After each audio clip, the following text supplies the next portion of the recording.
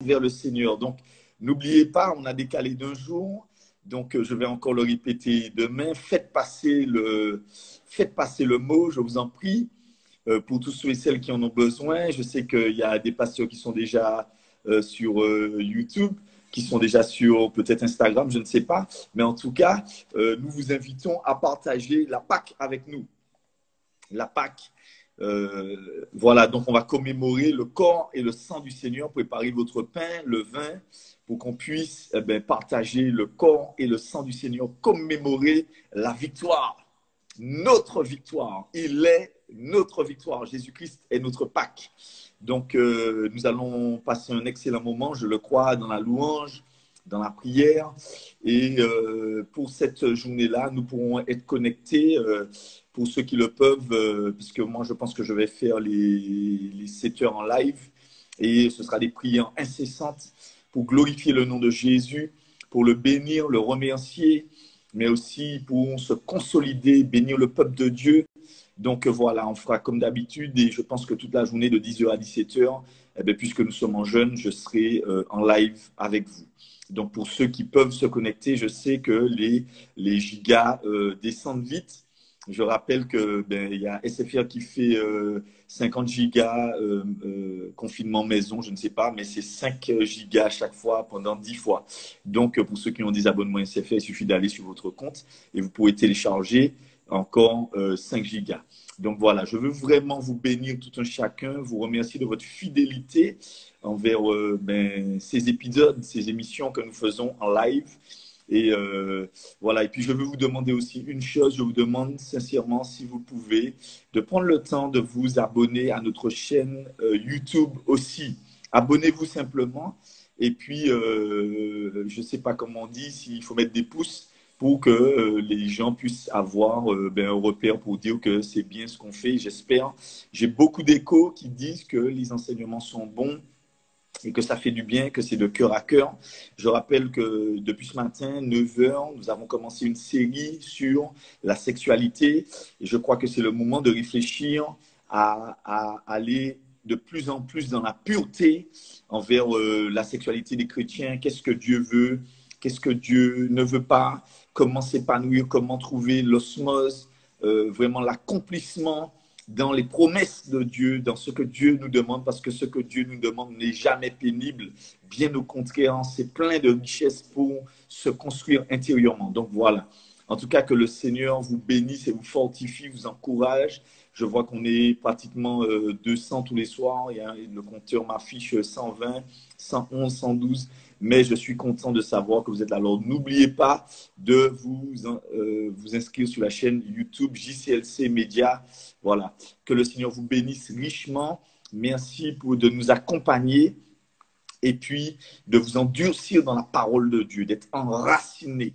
Je crois que nous sommes en train d'étudier maintenant pour pouvoir appliquer dans la vie courante. Vous savez, pourquoi on étudie tout le temps le texte biblique? Pourquoi on s'inspire toujours dans la prière par l'Esprit Saint? Pourquoi on cherche la face de Dieu? Vous allez dire, mais souvent, on ne rencontre pas, on ne rencontre pas d'occasion pour pratiquer. Si, vous inquiétez pas, c'est comme des guerriers, c'est comme des soldats. Ils sont obligés de répéter les mêmes mouvements tout le temps parce qu'il suffit qu'ils s'arrêtent, le niveau baisse automatiquement et ils risquent d'être surpris quand on va leur faire une prise de karatéka ou bien des prises de combat. Ils vont être vite dépassés. Et c'est pourquoi un soldat s'entraîne tout le temps. Il s'entraîne à viser, il s'entraîne tout le temps avec son fusil. Il sait le monter, le démonter, le désenrayer. Et tout ça, ça fait partie de son entraînement. C'est l'entraînement, il y a beaucoup plus d'entraînement que d'action. Parce que quand il y a l'action, il faut être efficace. Un sportif, un sprinter s'entraîne pendant au moins 4 ans pour passer 10 secondes de course. Donc, on voit bien que proportionnellement, c'est beaucoup de boulot pour si peu. Mais quand il gagne, quand il remporte la victoire, alors là, il est content, il est heureux et il remporte le prix, la notoriété, l'argent, tout. Eh bien, c'est la même chose. Le poids de gloire que nous aurons pour l'éternité n'a rien à voir avec eh bien, l'effort que nous faisons sur cette terre. C'est pourquoi je veux vous encourager, tout un chacun, à tenir ferme dans l'enseignement des apôtres, mais aussi dans la prière, dans la parole de Dieu. Continuez à évangéliser, continuez à appeler des gens, continuez à envoyer des SMS, continuez, ne vous arrêtez pas. Il y a quelqu'un qui est en dépression, qui a besoin d'entendre parler du Seigneur Jésus. Il y a quelqu'un qui est sur le point de se suicider. Il y a toujours quelqu'un qui est en détresse. Et l'Esprit de Dieu va t'inciter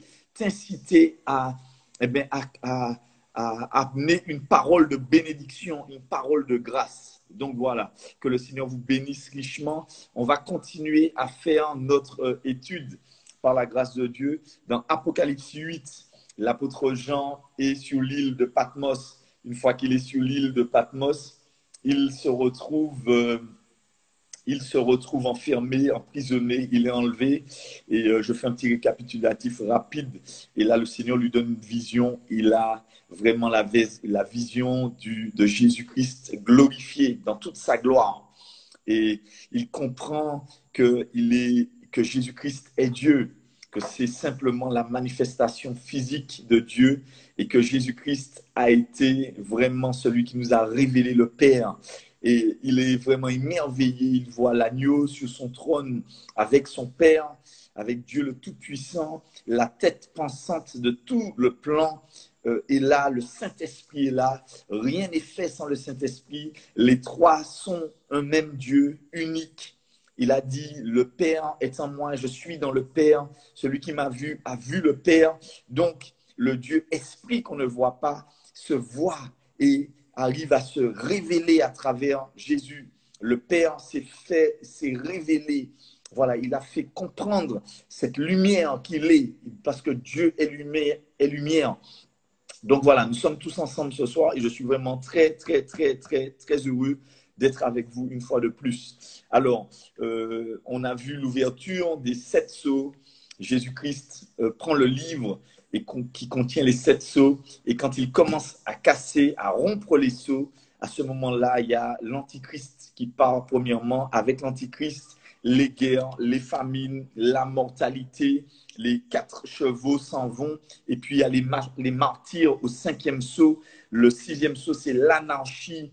Il y a vraiment un pêle-mêle. Et le 7e sceau, au moment où on casse le 7e sceau, alors à ce moment-là, il y a une série de 7 trompettes qui commencent. Et dans les 7 trompettes, à la fin des 7 trompettes, il y a 7 coupes. Donc voilà, le Seigneur nous emmène tout doucement dans le livre de l'Apocalypse qui nous révèle beaucoup de choses pour pouvoir réussir. Donc là, on est sur les 7 sceaux. Aujourd'hui, j'ai promis de faire le plus dur, c'est-à-dire le mot à mot, mais aussi donner un minimum de logique et de révélation à la parole de Dieu. Je ne suis pas un expert de l'Apocalypse, mais j'ai des ouvrages, j'ai lu, j'ai relu. Le Seigneur me montre aussi des choses, mais je bénis le Seigneur parce que ce livre-là est merveilleux, magnifique. Il englobe toute l'histoire de l'humanité. Et Jésus-Christ est le seul qui peut tenir ce livre et en rompre les sceaux. Voilà, c'est lui qui est l'héritier de tout ce qui concerne le monde physique et matériel. Il est le principe même de la création. Il est celui par qui tout existe.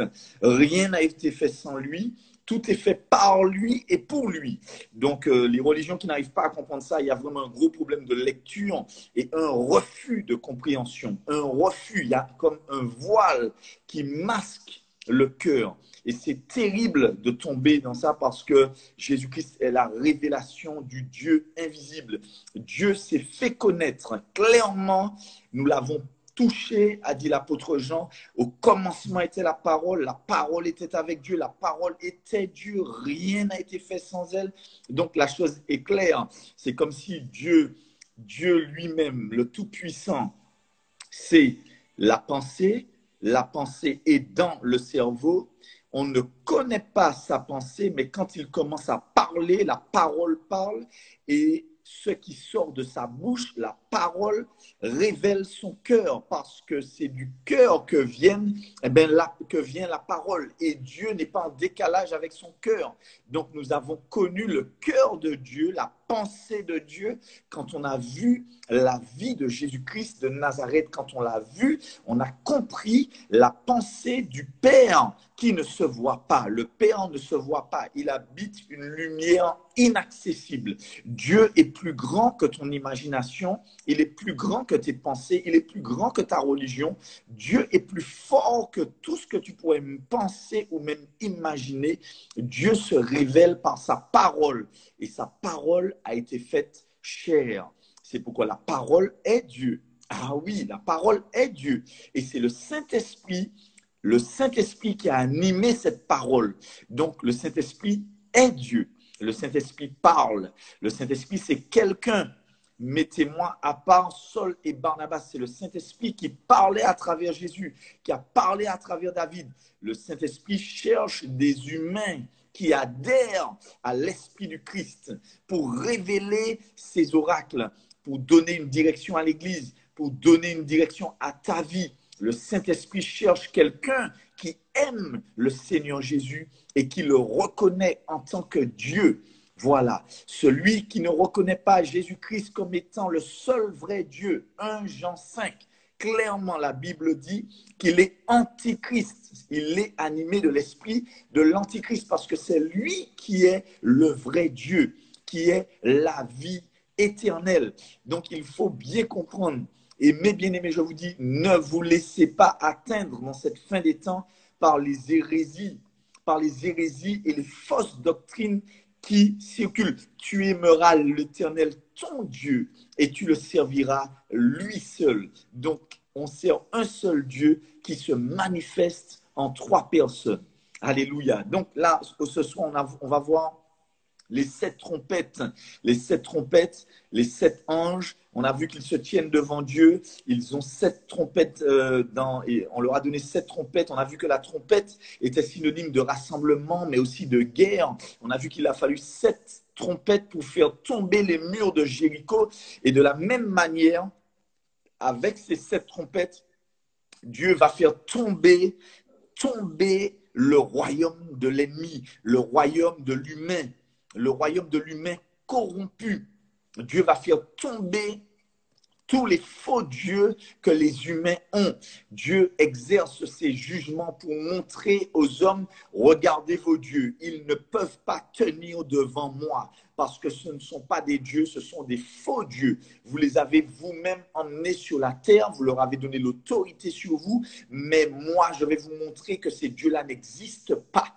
Et c'est ce qui s'est passé avec Pharaon. Pharaon adoraient le dieu du soleil, ils adoraient le serpent, ils adoraient toutes sortes de quadrupèdes, les bœufs, le taureau, le veau d'or, ils adoraient toutes sortes de dieux. Et à chaque fois que Dieu frappait le Nil, par exemple, c'était pour montrer, regardez le Dieu du Nil, il est à terre à mes pieds, il ne peut rien contre moi. Regardez le Dieu du soleil, les ténèbres le recouvrent. Personne ne peut rien contre moi. Et c'est pourquoi il a dit à Moïse, je te ferai Dieu pour Pharaon. Quand tu vas parler, Pharaon va trembler. Et c'est ce que je déclare sur ta vie, que tu vas parler à Pharaon sur ta vie. Tu vas lui parler, tu vas lui dire, écoute-moi bien, écoute-moi bien. Il faut que tu arrives à parler à Pharaon. Il faut que tu arrives à pointer ton doigt contre ce que Pharaon veut faire dans ta vie. Il faut abattre les dieux de l'Égypte. Alléluia. Ça bug pour tout le monde ou ça va? Si ça va pour vous, mettez un pouce ou bien tapez Apoc 8. Apoc 8. Alléluia. Et c'est là qu'on va rentrer dans les trompettes qui sont prévues par ces 7 anges, prévues par le Seigneur. Et quand on voit l'histoire de Moïse, qui fait tomber les dieux de l'Égypte, chaque dieu a été abattu. Chaque dieu, le serpent, les mouches, tous les dieux de l'Égypte ont été abattus, renversés. Et c'est ce qui nous prouve que notre Dieu est victorieux. Notre Dieu est la solution. Il est la solution en lui-même. Il ne donne pas de solution. Il est notre solution. Alléluia. Maranatha. Jésus revient. Donc, on va commencer à voir les trompettes, les 7 trompettes. Alors, j'ai trouvé ça sur le net, j'ai trouvé ça pas mal. J'ai trouvé que c'était bien fait. Et je me suis dit, bon, ben pourquoi pas. Je l'ai fait sortir pour vous. Donc, désolé. Désolé, ça c'est le travail de classe d'un des élèves. Donc voilà, parce qu'on m'envoie des travaux de classe déjà faits. Donc c'est pas mal. Voilà. Alors, la première trompette, on va voir ça. Allons lire. Premièrement, la première trompette, c'est la grêle, le feu et le sang. La grêle, le feu et le sang. Ça nous rappelle l'eau changée en sang. Le fleuve, le Nil, était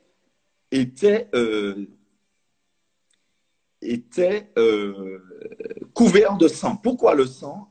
Parce que quand la grêle tombe et le feu, ils vont sans doute tuer des gens, tuer des animaux. Donc, c'est là qu'on voit que la terre est brûlée, les arbres sont brûlés. Pourquoi? Parce que c'est extraordinaire, parce que Dieu envoie de la grêle, mais dans la grêle, il y a du feu. C'est impressionnant. Et c'est ce qui s'est passé en Égypte. La grêle tombait, mais dedans, il y avait du feu. Comment ça se fait?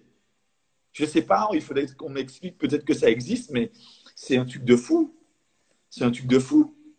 Pourquoi? Parce que la grêle, normalement, c'est de la glace, si je comprends bien, mais qui est mélangée à du feu. Donc, ça tue, ça brûle, et le sang des gens coule. C'est ce qu'on voit. C'est ce qu'on voit. Donc, on voit et du feu mêlé de sang. Donc, c'est impressionnant. Deuxième trompette. Elle est semblable à une météore parce qu'il voit une grande montagne embrasée par le feu jetée dans la mer. Donc, j'interprète ça de la même manière, c'est-à-dire que c'est comme une météore qui tue beaucoup d'individus. Vous imaginez si une météore tombe parce qu'il voit une montagne qui est embrasée, qui tombe dans la mer. Donc, on voit que la mer, les créatures qui sont dans la mer périssent. Le tiers des navires est renversé. On montre beaucoup de films catastrophiques, cataclysmiques, apocalyptiques. Et c'est ce qu'on comprend, c'est que, en fait, les navires, à cause du raz-de-marée que ça va produire, à cause des animaux qui vont mourir, l'eau sera complètement rougeâtre. Rougeâtre, la mer devint du sang au verset 8, Apocalypse 8, verset 8. Donc, on voit bien que les navires vont périr. Oui, puisque ici, un raz-de-marée, un tsunami, ça risque de renverser les bateaux. Il ne faut pas croire, mais les films s'inspirent inévitablement de la parole de Dieu. Satan a pour inspiration Dieu. Satan n'invente rien de lui-même. Il va corrompre ce que Dieu fait. Mais de lui-même, il ne peut rien sortir de lui-même. Il n'invente rien. Il est en train simplement de corrompre ce que Dieu a créé, ce que Dieu a fait. Ensuite, on continue. Troisième trompette, l'étoile tombée du ciel. Là, on voit comme si c'était, la Bible nous dit, une étoile qui s'appelle absinthe. Une étoile absinthe comme un flambeau. Donc, ça ressemble aussi à une planète ou bien quand on dit une étoile, souvent ça peut être un ange, mais ça peut être aussi une météorite qui tombe du ciel et qui est comme un flambeau. Elle tombe, un tiers des eaux, des sources des eaux devient amer. L'absinthe, c'est vrai que c'est amer. Beaucoup d'hommes moururent par les eaux parce qu'elles étaient devenues amères. L'amertume. L'amertume, ça montre, vous savez, l'absinthe, c'est une plante aromatique. Donc, les gens pensent qu'elle a bon goût. Leur vie a bon goût, mais tout devient amer. Alléluia. Donc, on peut voir ça qu'elle est polluée. La mer est polluée. Donc, les gens ont du mal à... Ils ne peuvent pas boire parce que quand ils boivent l'eau polluée, ça les fait mourir. Et c'est normal puisque eh bien, l'homme a besoin d'eau pour vivre. On dit même qu'elle tombe dans l'eau, mais on pense que c'est la mer Méditerranée. Ensuite, on voit la quatrième trompette. La quatrième trompette, et le tiers du soleil, verset 12, fut frappé. Ainsi, le tiers de la lune, le tiers des étoiles, afin qu'il y ait de l'obscurité. Et c'est ça qu'on voit. Il y a une obscurité qui est grandissante. Ça ressemble aux plaies de l'Égypte. Frappé par l'obscurité. Vous imaginez, si le soleil perd de sa clarté, les conséquences, les incidences que ça a. Quand il y a beaucoup d'obscurité, eh bien, finalement, les choses ne mûrissent pas. Mais non seulement ça, on a besoin de soleil pour la vie. On a besoin de lumière pour marcher. Et je vous dis, les ténèbres seront tellement épais qu'on pourra presque toucher les ténèbres. C'est de la folie. L'électricité, vous imaginez, l'électricité, il faudra générer de l'énergie. Et les courts-circuits vont avoir de plus en plus lieu. Donc, il y aura carrément une déstabilisation et de toute l'organisation humaine. Ça veut dire quoi? Couvre-feu très tôt, un tiers de lumière en moins, c'est énorme, c'est catastrophique. L'agriculture aura des problèmes, l'économie. Et qu'est-ce qu'on voit? Qu'est-ce qu'on voit? Un aigle. Un aigle, c'est un peu comme un charognard. Il tourne et ça sent la mort. Parce que s'il n'y a pas de récolte, les gens ne pourront de moins en moins manger. Et s'ils ne peuvent pas manger, eh bien, bon monde qui est mort. Donc, on entend malheur, malheur, malheur 3 fois. C'est comme un charognard qui tourne autour des hommes et qui dit, bon, ben, ça y est, là, malheur. Ça veut dire, on va bien manger. C'est ce que ça veut dire. Alors, il ne faut pas croire que Dieu est méchant. Dieu n'est pas méchant. Dieu n'est pas méchant. Mais quand Dieu se fâche, attention. Dieu n'est pas mauvais. Mais quand Dieu est en colère, attention. Attention. C'est comme un papa, il avertit, il avertit, il avertit. Mais quand il lâche la fureur, alors là, c'est la catastrophe. C'est la catastrophe. Donc, on continue. On voit bien que économiquement, vous imaginez si les circuits électriques doivent fonctionner un tiers en plus pendant la nuit, il y aura des incendies dans les centrales électriques. Il y aura des problèmes. Les machines vont tomber en panne. Ensuite, on voit la cinquième trompette. Elle est beaucoup plus longue, celle-là. Le cinquième ange sonna de la trompette et je vis une étoile tomber du ciel sur la terre. Ça ressemble un peu à l'astre brillant tomber du ciel, comme Satan qui tombe du ciel. Aïe, aïe, aïe. Verset 2. Et elle ouvrit le puits de l'abîme, et il monta du puits une fumée comme la fumée d'une grande fournaise. Et le soleil et l'air furent obscurcis par la fumée du puits. Des sauterelles sortirent. Des sauterelles sortirent. Allons lire cette partie-là parce que c'est super intéressant. Là. Le soleil et l'air furent obscurcis par la fumée du puits. Des sauterelles sortirent de la fumée et se répandirent sur la terre. Il leur fut donné un pouvoir comme le pouvoir dont les scorpions ont sur la terre. Et on va épiloguer un peu plus sur le... Je pense qu'on va terminer sur cette cinquième trompette. Il leur fut dit de ne point faire de mal à l'herbe ni à la terre, ni à aucune verdure, ni à aucun arbre, mais seulement aux hommes qui n'avaient pas le sceau de Dieu sur le front. Ah, mieux vaut que tu aies le sceau de Dieu sur toi, hein? Le Saint-Esprit. Hein? Ah ouais, comme ça, Corona qui prend la vol, nègre.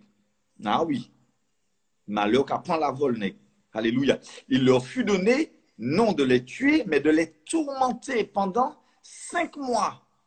Et le tourment, et le tourment qu'elle causait était comme le tourment que cause le scorpion quand il pique un homme. On va voir ça.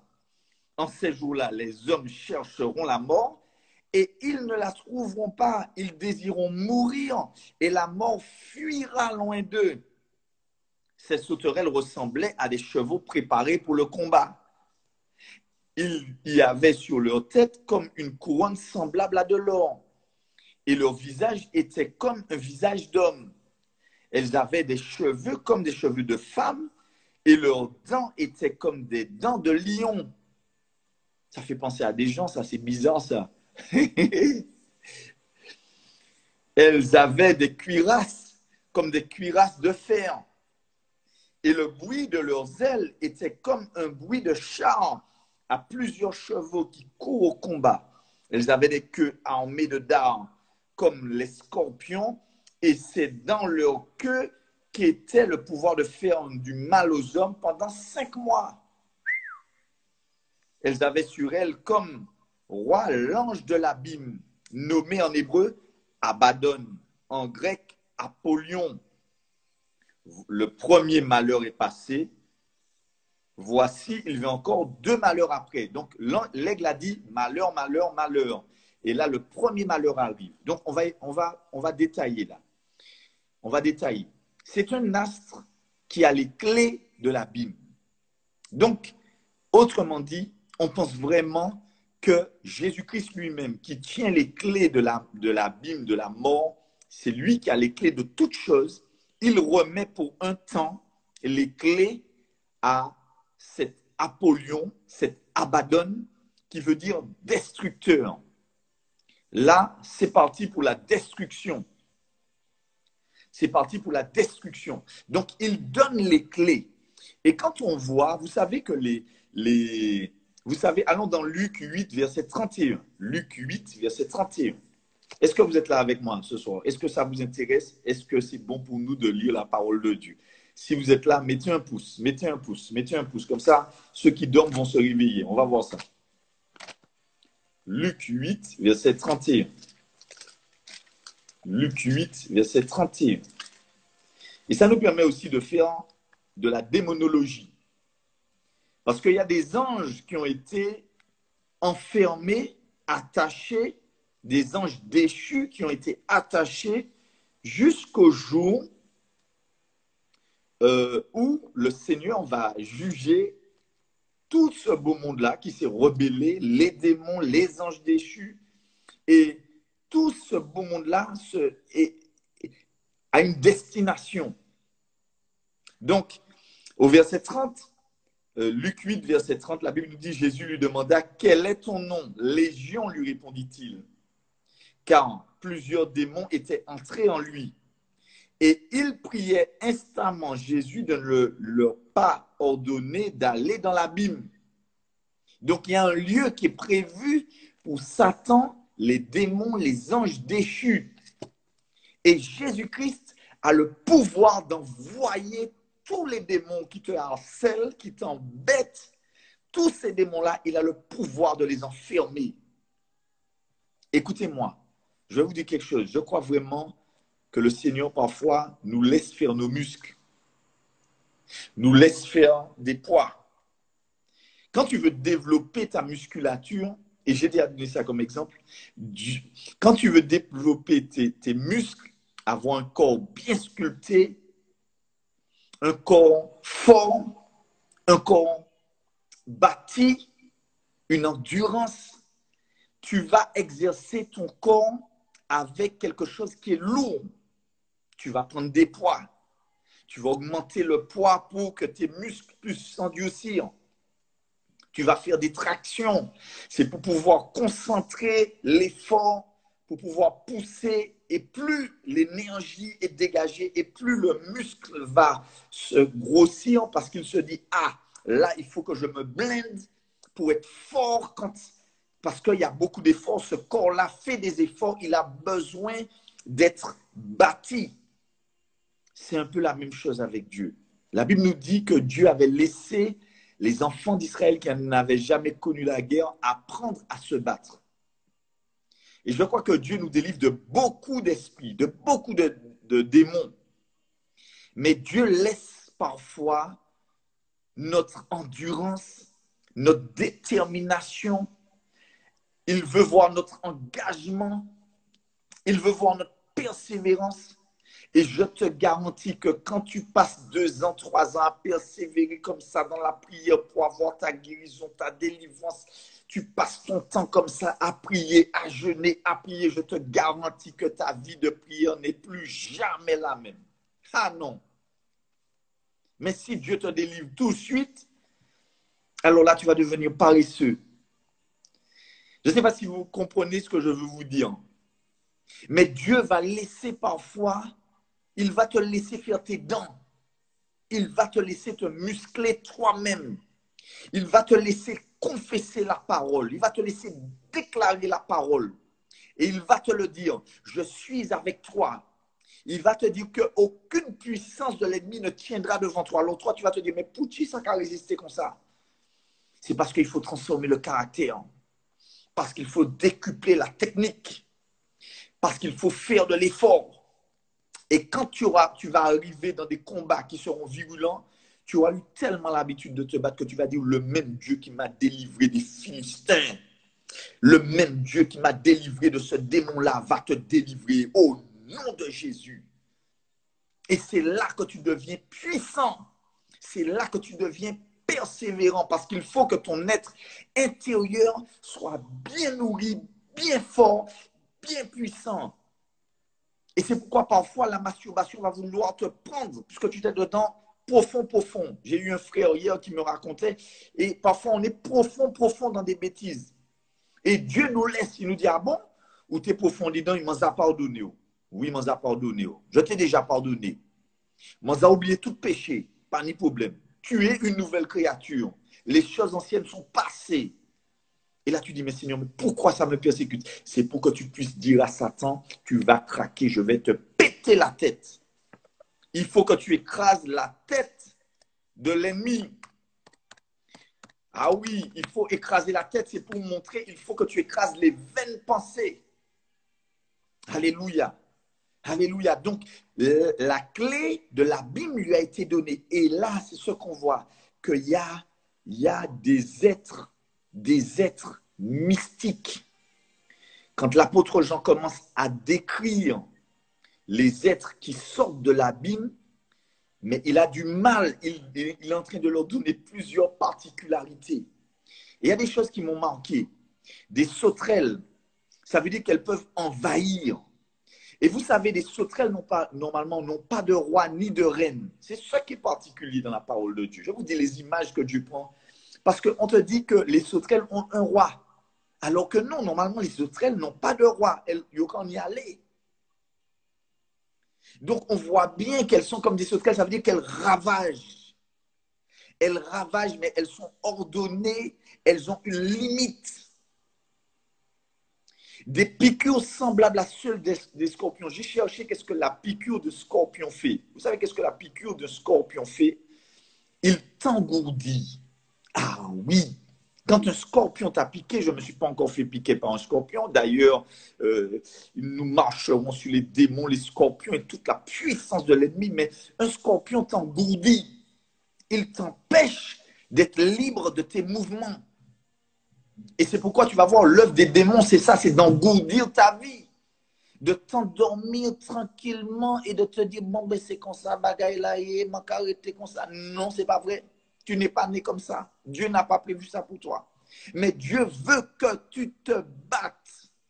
Dieu veut que tu persévères. L'engourdissement. Et c'est pourquoi les gens vont vouloir mourir, se tuer, se donner la mort. Mais ils sont engourdis pendant 5 mois. Ce n'est pas moi qui dis, hein, c'est la parole de Dieu. Donc on essaye de rentrer en profondeur. On ne va pas vivre la tribulation, je le sais, ni toi ni moi. Et heureusement, on sera enlevé avant. C'est le but. Mais pour tous ceux et celles qui ne seront pas enlevés, il faut qu'ils connaissent ces choses-là.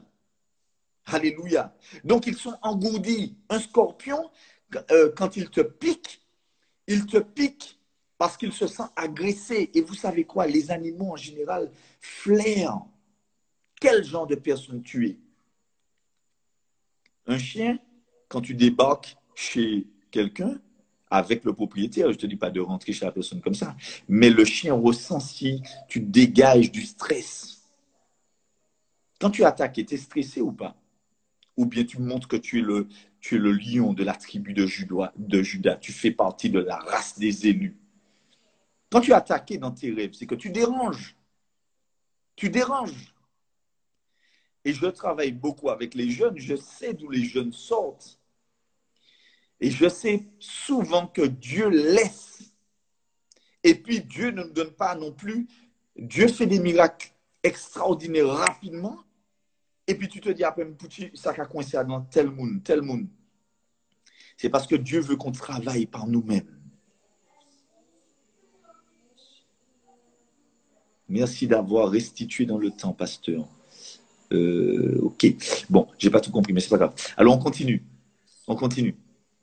5 mois de tourment. Ça veut dire que Dieu est en train de montrer, les gars, c'est pas vous qui décidez de quoi que ce soit. Et le but, c'est ça. On voit qu'ils étaient préparés pour le combat, les sauterelles. On voit qu'ils ont un visage d'homme avec de la chevelure, de femme avec de la chevelure. Donc, ça veut dire que c'est quoi? Ça ressemble un petit peu à tous ces animaux de séduction. Mais en réalité, derrière, c'est des dents. Écoutez-moi bien, mes bien-aimés. Franchement, il y a certaines personnes, vous avez l'impression qu'ils veulent ressembler à des démons. C'est plus des humains. Pourquoi, d'après vous, on incite les gens à faire des tatouages comme ça? Pourquoi la mode des tatouages, depuis les années 80, a explosé? C'est pour que les gens aient l'habitude de se faire percer, de se faire des marques sur eux. C'est pour que les gens, ce soit hyper banal de recevoir la marque de la bête. Tout ça, c'est une préparation. Mais parfois, quand tu vois les tatouages, parfois, c'est... Mais pardon de dire ça pour ceux qui sont tatoués ou pas, mais parce qu'on ne savait pas, on a fait des bêtises. Même moi, à un moment, je voulais faire un tatouage là, comme ça, avec le nom de ma femme et de mon fils. Et puis, je me suis dit, mais qui ça, moi, qui allait faire là? Mais je n'étais pas encore vraiment chrétien. J'étais crétin. Tu enlèves le E et ça te fait crétin. J'étais crétin, pas chrétien.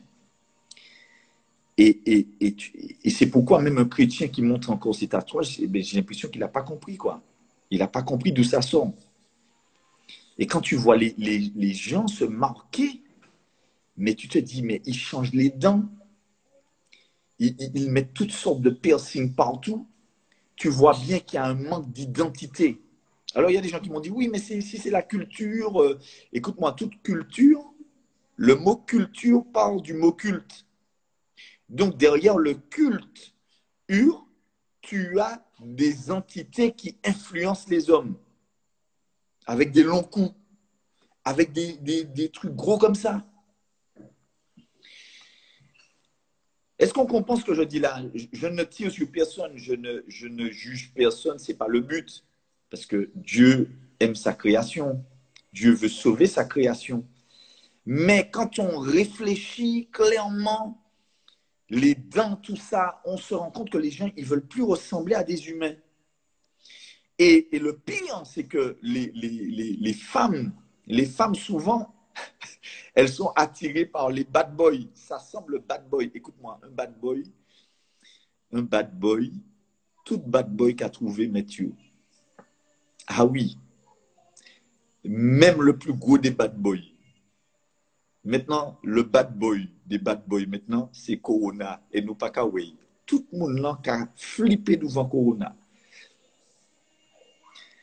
Je vais vous dire, un héros n'est pas extérieur. Un héros est intérieur. Parce que très peu sont prêts à donner leur vie pour sauver les autres.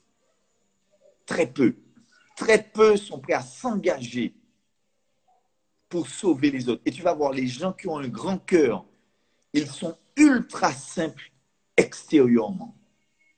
Parce que pour eux, ils ne sont pas focalisés sur l'extérieur. Donc, il y a une sensation d'engourdissement, comme on a dit. Vous savez, Abaddon, Apollyon, c'est le destructeur. Alors, je vous recommande ce petit livret, ce sont les noms de la Bible expliqués. Ce sont les noms de la Bible expliqués. Et quand je vais vers Abaddon,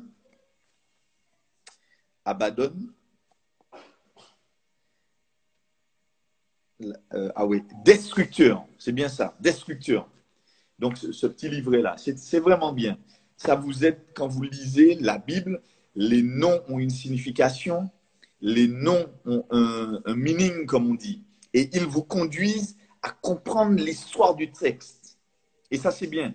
Parce que ça vous permet de comprendre la personnalité. Donc, le roi, c'est Destructeur. Et quand on voit les sauterelles, quand les sauterelles arrivent dans un champ, mais ils ravagent parce qu'ils arrivent en foule, ils arrivent en puissance. Et quand ils arrivent comme ça, ils commencent à dévorer tout ce qui existe. Alléluia. Alléluia. On voit le 6e sceau. Allez, on continue. On continue. Je pense que j'ai tout dit sur le... On n'a pas tout dit, on n'a jamais tout dit. Mais l'abîme est ouvert. Ça veut dire qu'il y a des créatures en profondeur. Et qui se sera ouvert. Et il y a même des films qui sont inspirés de ça. Vous regardez Le Seigneur des Anneaux, par exemple. Le Seigneur des Anneaux, ben c'est clair. On voit que Satan inspire les metteurs en scène. Il inspire les gens qui écrivent. Et c'est pourquoi les chrétiens doivent beaucoup prier pour être inspirés par le Saint-Esprit. Mais il y a des gens qui créent des choses qui sont bonnes, mais qui détruisent par la suite. Ah oui, il y a des bénédictions, malédictions. Les dessins animés, oui, c'est vrai, de plus en plus violents. Les films sont inspirés. C'est quoi un chrétien doit discerner. Et je le répète, le Seigneur nous appelle à la sagesse et à l'intelligence. Et nous devons discerner qui parle. Quel esprit qui est derrière ça? Qu'est-ce qui influence? Et c'est comme ça que tu arrives à discerner cette personne-là est de Dieu. Cette personne-là n'est pas de Dieu. Même si ça semble bien. Même si ça semble bien. Et c'est pourquoi moi, je ne parle pas autre chose que Jésus. Je refuse, frère. Ce n'est pas grave. Je ne chante pas autre chose que Jésus-Christ. Je n'ai pas d'autre inspiration que lui. Même ce qui est beau, sympa, qui est amoureux. Frère, l'amour se trouve en Jésus-Christ. Il est l'amour parfait. Prenez Cantique des Cantiques si vous voulez être vraiment romantique. Cantique des Cantiques, il n'y a pas plus romantique que Cantique des Cantiques. Alléluia. Et c'est pourquoi je ne fais pas de musique. D'ailleurs, je ne fais pas de musique si ce n'est que par l'inspiration du Saint-Esprit. Parce que je sais que l'impact que ça a n'est pas l'impact voulu. Au long terme, ça ne va pas donner l'impact qu'il faut. Ah oui, je suis désolé. Mais moi, je suis radical comme ça. Après, Dieu pour moi, ce n'est pas dire Dieu. Dieu pour moi, ce n'est pas dire Jésus, Jésus, Jésus, Jésus. Non, c'est vivre. C'est qu'on voit en toi la douceur, qu'on voit en toi le désir d'emmener plus loin, qu'on voit en toi la recherche. Mais Dieu est dans la science. Il n'y a pas plus chimiste que les pâtissiers, que les cuisiniers, que les charcutiers. Il n'y a pas plus chimiste. On travaille avec des ingrédients, on travaille avec des températures. Tout ça pour que les gens puissent prendre du plaisir en mangeant. Donc Dieu est dans la chimie, il est dans la pâtisserie, il est dans tout ça. Il est dans tout ce que tu fais. Dieu est dedans aussi. Il est dans la musique. Il est dans... Il y a des gens qui m'ont dit, pasteur, je veux écrire un livre. Il est dans ton livre aussi. Il est dedans. Il est dedans. Il est à la pêche. Il est spécialiste des poissons. Lancez le filet à droite. Donc, il faut développer cette intimité avec Dieu pour comprendre ça. On continue, parce que sinon je vais épiloguer dans d'autres sujets. 6e trompette. Une armée qui vient de l'extrême-orient. Et c'est particulier parce que ça ressemble à l'armée chinoise qui va traverser. C'est comme une alliance qui est faite. Ils sont très nombreux et ils avancent. Vous savez que Dieu est capable de susciter des armées ennemies pour corriger son peuple. Alors on lit le 6e ange sonna de la trompette et j'entendis une voix venant des 4 cornes de l'autel d'or qui est devant Dieu. Allons dans 1 Roi 1, verset 50. Les cornes de l'autel étaient l'endroit le plus important. On a parlé de l'autel, mais les cornes de l'autel, même de l'autel des sacrifices ou de l'autel des parfums, les cornes de l'autel étaient, on peut les voir là, on peut voir les cornes de l'autel, on peut voir les cornes de l'autel, l'objet, le premier objet qui est à droite, peut-être à votre droite, je pense. Il y a 4 cornes qui en sortent. Voilà. Et l'autel, en général, avait des cornes. C'est comme ça. 1 Roi 1, verset 50. Et on va expliquer quelque chose rapidement. Vous savez, les cornes de l'autel étaient l'endroit le plus important. C'est là qu'on mettait le sang pour dire que c'est sanctifié. Et les gens qui avaient péché involontairement, les gens qui avaient commis une faute grave involontairement, pouvaient courir et tenir les cornes de l'autel pour obtenir miséricorde. Parce que c'est là qu'il y avait la puissance du pardon de Dieu. La puissance du pardon de Dieu. Donc, on pouvait courir, tenir l'autel et les cornes de l'autel et dire non, non, j'ai droit au pardon. J'ai droit au pardon. Et qu'est-ce que la Bible nous dit? Adonijah eut peur de Salomon. 1 Roi 1, verset 50. Adonijah eut peur de Salomon. Il se leva, s'en alla et saisit les cornes de l'autel. Il a tenu les cornes de l'autel. Et là, il a dit, la Bible nous dit là que d'aller dire à Salomon que non, il tient les cornes de l'autel, ça veut dire qu'il a droit au pardon.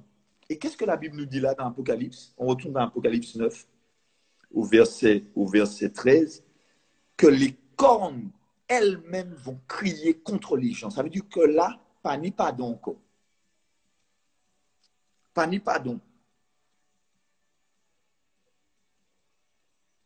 Et là, l'autel même va dire délie les 4 anges. Verset 15. Et les 4 anges qui étaient prêts pour l'heure, le jour, le mois et l'année, furent déliés afin qu'ils tuent le tiers des hommes. Mon cas dit en bagaille. Là, il y a moun ka crié les corona qui ka moun ka mort là, mais là en tant là, ti brin moun ki mort frère. Ti brin moun ki mort. Bon moun ki mort.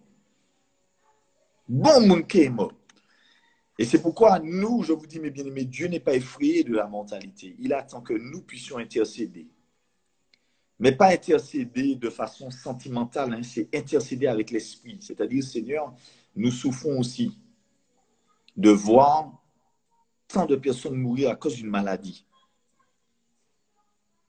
Ensuite, verset 16. Le nombre de cavaliers était 2 myriades. 2 myriades, environ 2 millions, je crois. Si c'est bien ce que j'ai vu sur le commentaire. Des têtes de chevaux avec des têtes de lions. Donc là, quand il est en train de parler, ça a l'impression que ce sont des chars.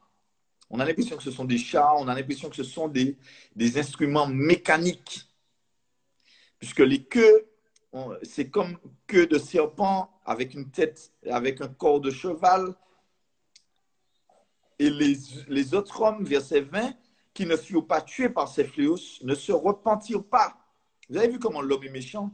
Ils n'ont pas arrêté d'adorer les démons et des idoles d'or et d'argent, des reins de pierre de bois qui ne peuvent ni voir, ni entendre, ni marcher. Et ils ne se repentirent pas de leurs meurtres, ni de leurs enchantements, ni de leurs débauches, ni de leurs vols.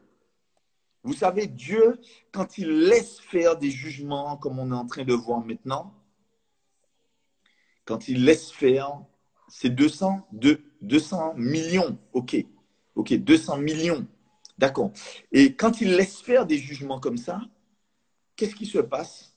On est en train de voir vraiment qu'il y a un grand nombre de personnes qui se tournent vers Dieu. Je vous dis, en 2 semaines, on a fait plus de 1000 vues, 1000 et puis abonnés sur Instagram. Et c'est pourquoi j'aimerais vraiment que vous puissiez vous abonner sur YouTube.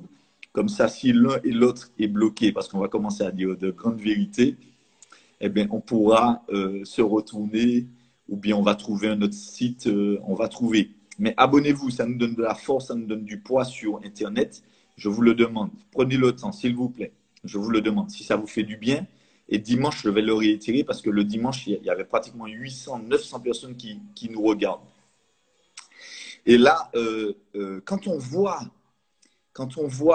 je disais quoi, Seigneur, les hommes ne se repentent pas.